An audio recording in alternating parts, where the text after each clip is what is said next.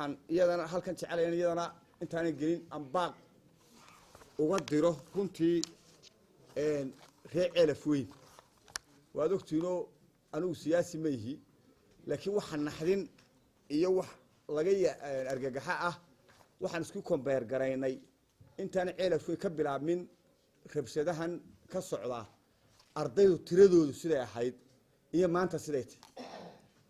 waxaan mar waxa ahayd 2015 qiyaastii laga soo bilaabay ilaa maanta sidii intaas u bilaabantay ardaydii ugu dambeysay ilaa 790 arday bay markaa marayeen maantana waxay marayaan dhowr iyo 20 arday 20 arday bay maantana marayaan halka waad garan kartaa waxaan jecelahay waalidku iyo inta aqliga leh inay ku baraarugto marka laga yimaado dan dunuubtan la gelayo ee jahannamo lagu tagayo xabada la isku dhufanaya jiilkii soo kacayay khasaaraha gaaraya marka waxaan ka codsan lahaa cid kasto arinta wax ka tari karta in ilmaha yaryar loo damqado hadaa dhageysatid arday yar oo kamid oo la wareysanayo caloosha ku wareeganaysa yaani sidoo u tilmaamayay inuu qeyrkood ka hareen marka waxaan leeyahay waalidiintu iyo wax garadka Ceelaf Weyn ha u damqadaan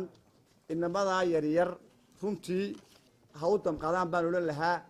iyadoo dambi naar lagu geliya meesha yaalo laakiin taana waxa ka dareensiinayna maadaama mas'uuliyiintii dalka ka mid nahay daanada ama dibka soo gaaray waxbarashadii Ceelaf Weyn marka uu soo qaadid tuulo yar oo ama ku taala meel nabada oo iyaga ku dhow khasaaraha labada arday